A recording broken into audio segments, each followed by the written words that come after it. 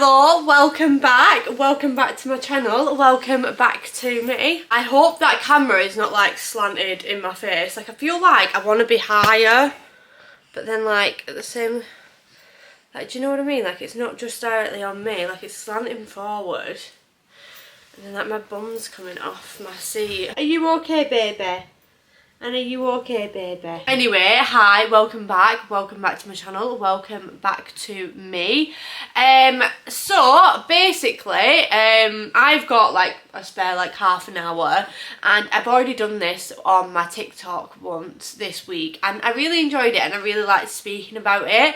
And now I am currently 6 weeks postpartum as of tomorrow, which, oh my god, it seems crazy. Like I can't believe he's already 6 weeks old. Like he's nearly 2 months old. Like it was nearly 2 months ago that I gave birth. I've got a spare afternoon and a spare half an hour, so I just thought, do you know what, let's go on my YouTube and say my birth story and just talk about my own birth story and how I got on and like what birth was like for me and my experience. When I was pregnant, I really liked hearing other people's birth stories. Obviously everyone's birth story is different, but I just genuinely liked listening to them because I was a very anxious person about birth, so I didn't know what to expect and I didn't know how it was going to go. So it was like nice to hear other people's experience, especially if there was a positive experience. I felt a little bit more confident, and obviously to hear that someone else was going through what I was going through, because when you are pregnant, in my opinion, it felt like you're the only person that's doing it. Like you're the only person that's going through this experience, even though you're not. Like you're not the only person out there doing it. Like there is so many other women doing the same thing as what you've done, or done the same thing as what you've done. In your head, it's such a miracle and it's such a magical experience that you can't imagine that everyone else can just go through it the way you go through it. Like it's just crazy. So to just hear other people's experiences and hear other people speaking about it helped me a lot, because I was just like, I didn't feel alone then, like, and I didn't feel like I was going through it alone, and I could feel like people was understanding me more. He is currently hungry. I have got a bottle left for him, so we'll just feed him his bottle as I go through and talk about my own birth story. The first thing I want to say and the first thing I want to mention is that obviously this is just my own birth experience. This is just my birth story and this is just what happened to me. Yours will be completely different to mine, and it's just, I'm just talking from experience. I'm just talking from what went on and just telling you my birth story and my experience with it. But honestly, if I want to say one thing after you've watched this video, just know that it is the best thing ever. So starting off for me, this was the Friday just before my due date, and honestly on that Friday that I woke up, I genuinely could say that I thought there was something going to happen. I knew there was something around the corner. I got a funny feeling. I still went to the gym on that Friday, and when I went into the gym, like I was saying, I could feel it. Like I knew there was something going to go wrong. I knew there was something going to go on, because of just the way I felt. When I was in the gym, honestly, I don't even know why I was there because I could really barely walk. And I was walking around the gym and I was like, oh my god, I can't come after this. This is definitely going to be my last gym session before I have him. There is no way that I can go back into there now because I can barely walk. But I was adamant that I was going to go in the gym on my due date, but I got to the point where I was just so uncomfortable. And then I left the gym, and then I knew I had a midwife appointment in the afternoon. And let's say this is my last midwife appointment.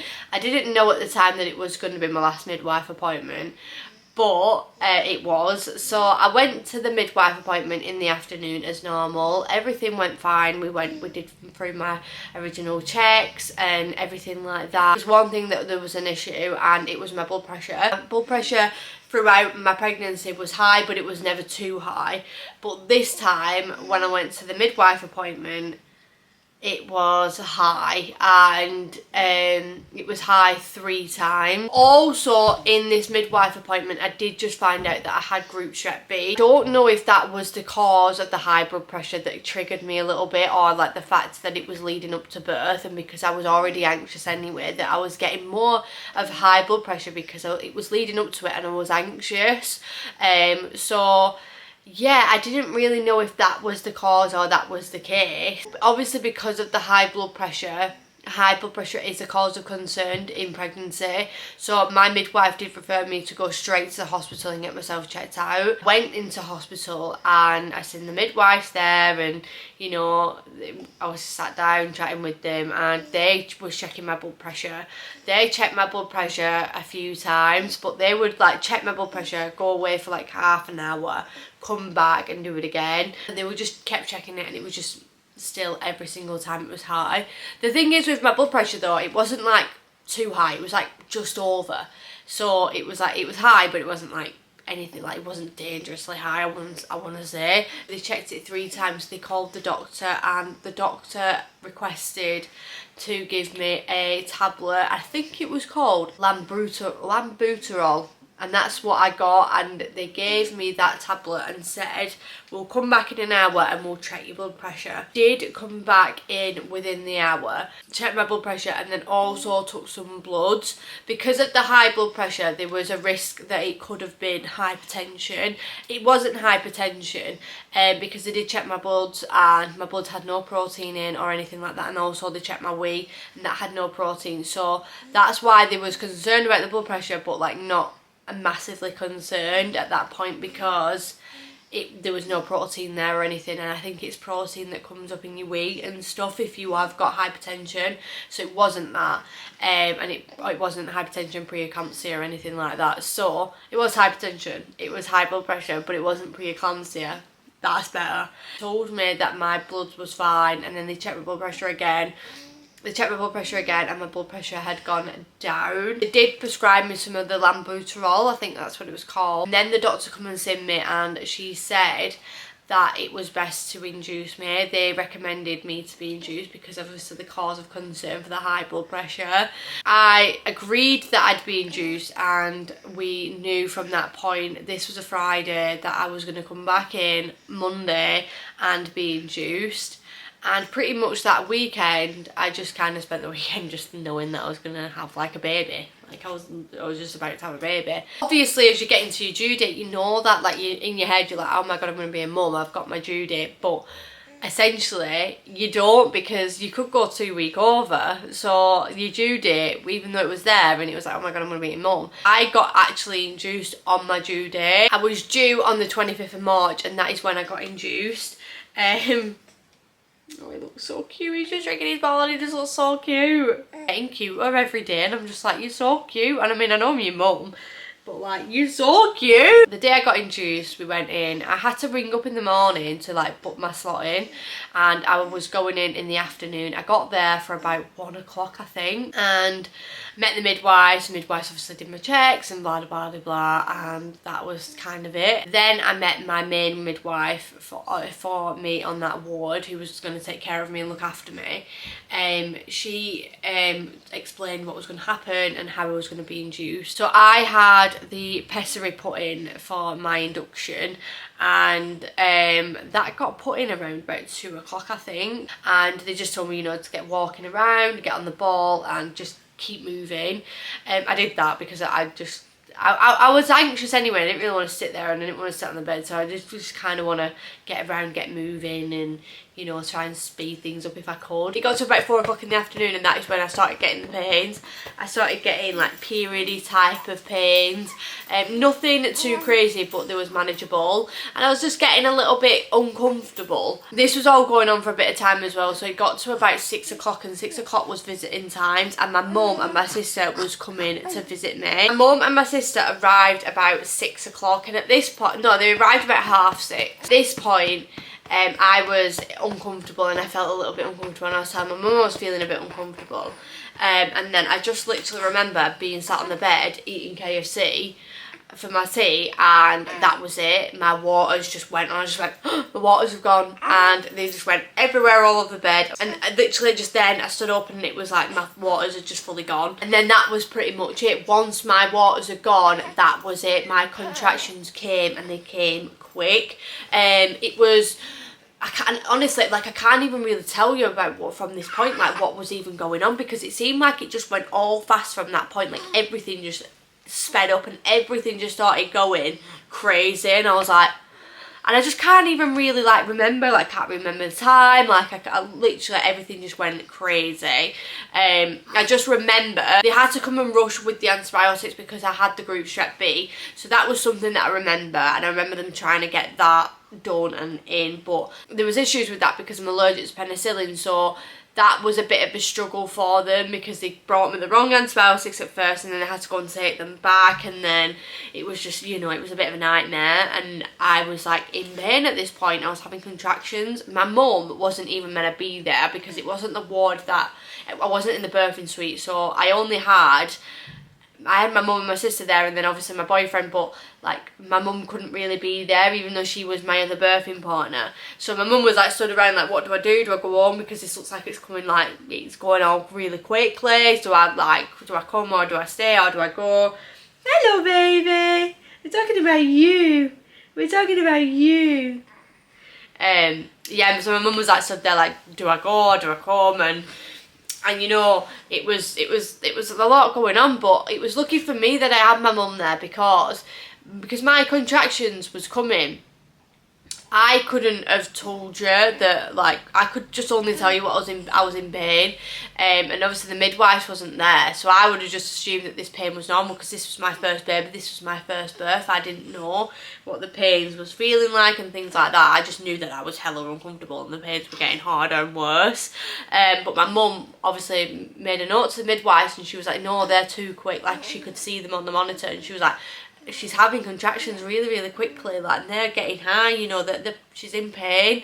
And because I wasn't on the proper ward at the minute, my mum was like, when are you going to take her down? Like, she needs to have her own room. I was in a room with other people, so I was like, ah, you know, in pain, screaming, shouting, you know, like, ah, like, I didn't know what to do, no gas in there, nothing, like, seriously.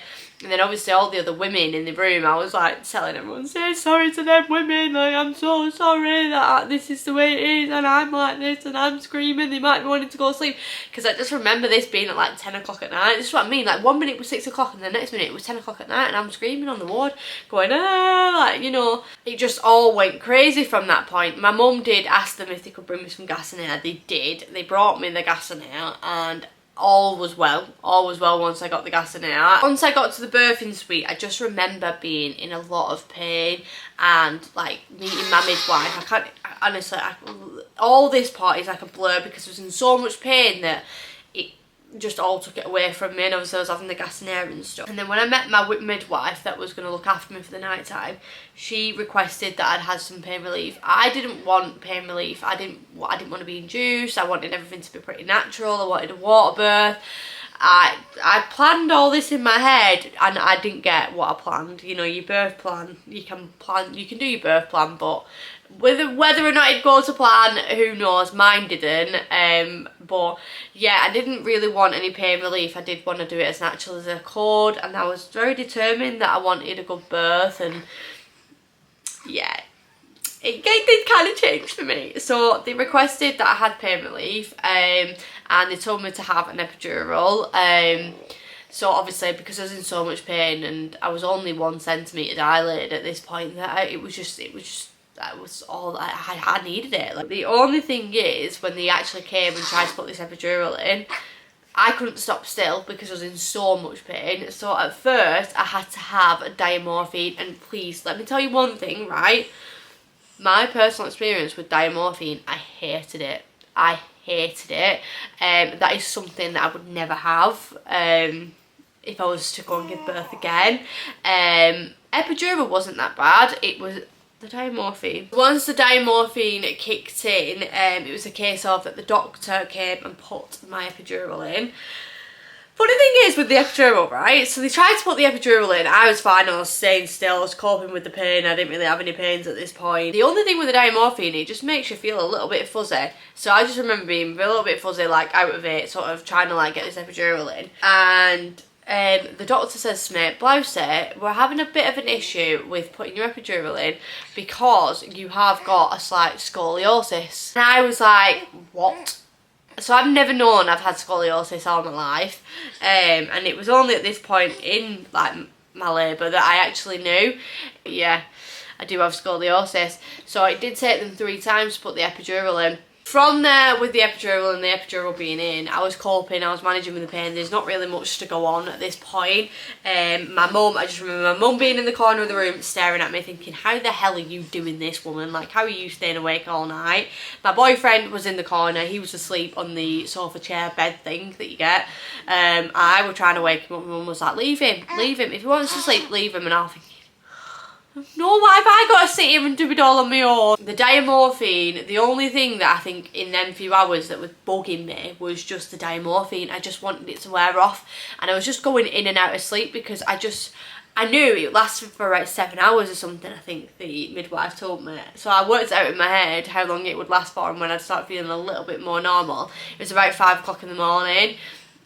So every single like 20 minutes, if I go to sleep, I'd wake up and I'd go, what time is it? And I'd just look at the clock and I'd realise that it wasn't the time that I wanted it to be, and it was just slowly going by at this point. I got to the point where they examined me in the afternoon and I think I was only 9 centimetres. But when they examined me when I was 9 centimetres, I was like, no, I can feel him. I'm ready, like I can feel him. I can feel his head. And I remember saying like, I can feel him, like I know he's there. But she was like, we'll give it another 2 hours and then we'll start having you push him. And obviously because I had the epidural, like I couldn't really feel any pains or anything or like a pushing sensation. I just knew his head was there and I couldn't feel if I'd push or whatever because you're completely like, you can't feel anything. You're like completely numb from waist down. So then it got to about, I think it was about 2 o'clock I started pushing. The midwife come in, we examined me and we was ready and I was ready to push. The only thing, right, so there was no real panic when I was pushing. There was nothing going on, like it was fine. I was just pushing and, you know, you could see his head and things like that, and the midwife was calm and my mum was calm, I was calm. The only thing is that the midwife said to me, I think I remember her just saying that he was getting a bit distressed and his heart rate was dropping a little bit, but there was no real panic. So the best thing that they had to do was just go and get the doctors. So the doctors come in and the doctors were fine, they was calm. I actually like the doctor that I had. He kind of come in and he just explained it to me. He was like, this is what's going to happen and this is what we're going to do and this is how you're going to be. And you ain't got really no option about it. And I was like, you know what, at this point, even though from being so anxious throughout the whole labour and the whole pregnancy, I just kind of I gave up with it. I was like, do you know what, just let it happen. Just let it happen. Like I was so at the point of, yeah, let's just get it done now. And, you know, everyone told me that that's what I'd do when I was pregnant. And I was like, I don't know. But you literally I got to that point and I was like, do you know what, just have him out. Let's just meet him now. And the doctor said that it was an attempt with forceps at first. And then if not, they'll try it with the suction cup, and then if not, it was a C-section. The only thing that I was kind of praying for when I was going down to theatre is that I didn't have a C-section. What are you getting angry for? What are you getting angry at? It was the only thing I was praying for. I just didn't want a C-section. But anyway, it was out of my control. It was out of everything. I couldn't do anything about it. So they just took me down to theatre. They wheeled me down on the bed and I had a little bit more of the epidural put in, and you know, I just got into theatre. Everything was calm. All these doctors were around me, but you know, they made me feel calm in the room. They were talking to me. Like one of the midwives was like, one of the doctors was like, I like your nails, they're very nice. And I was like, oh thanks, my sister doesn't, blah blah blah. And you know, it wasn't like I was just about to give birth. There's 2 doctors at the end, or surgeons or whatever they were, and you know, they was getting ready to do the thing, and I was just like led there like that, like what's going on. Midwife was there. So it was a case of when they attempted with the forceps, they got ready, they put the forceps in, and it was a case of then, because obviously I had the epidural, I couldn't feel anything, so they had to pull with the forceps, but I had to be pushing. So once the midwife had hold of my belly, so she would tell me when I was ready, and then I would push, and then the doctors would pull with the forceps. Someone did ask me on the TikTok if I felt anything with the epidural. Because I had the epidural, no, I couldn't feel anything. I was like literally the only thing that I could feel with them forceps was just a tugging. I couldn't feel any pain or anything like that. Like it was not painful at all when he come out at all. And they literally just passed him on my chest and that was it. The forceps did in fact work, and he was born at 6 minutes past 3 in the afternoon. Obviously everything got cleaned up after that, you know, I got fixed up and everything, and they just passed him to me and I was just enjoying my new baby. But yeah, like, and then that's pretty much it. Like, you've just got this baby and it's like full, like you like, it's a full different experience, a full different feeling that you can't explain to anyone. Like, you feel so crazy in that moment. It's so natural, like you can imagine that that's what you're gonna feel like, but it's so amazing. Like, it doesn't feel like it's any different, but it is. Like, your whole world's different, your whole world's changed, but it feels so normal, it feels so right that that's the way you feel. It's so crazy. And from the minute he was born, I will tell you now, I would go back and I would do it again. I've been to the hospital several times after that, you know, to checkups and things like that, in the birth suite and like in the rooms that I gave birth, and I literally sit there and I reminisce and I'm like, I'd do it all over again. And you know what's crazy is people used to tell me that, you know, you'll say you'll do it all over again, you know, you do it all over again, you do it again, and blah blah blah. As scary as it is, it's the most amazing thing, and you don't ever believe it until you've been through it. And genuinely, call me crazy, but I would do anything to be in that moment again, to be sat on that bed and be doing it all over again, because I know what reward you get, and you get your little baby. And even though that my birth and my birth experience probably wasn't the way that I wanted it to be, I would not change a single bit of it. Like, it was the most amazing thing for me, because it's my birth story, it's me, it's my birth story, it's my baby, and I wouldn't change any of it. But thank you so much for watching, thank you so much for joining. That is my birth story, and like I said before, just remember that this is only my experience. Yours will be completely different to mine, but if you wanted to hear my birth story, thank you so much for watching, and thank you so much for joining. I will go and feed you now, mister.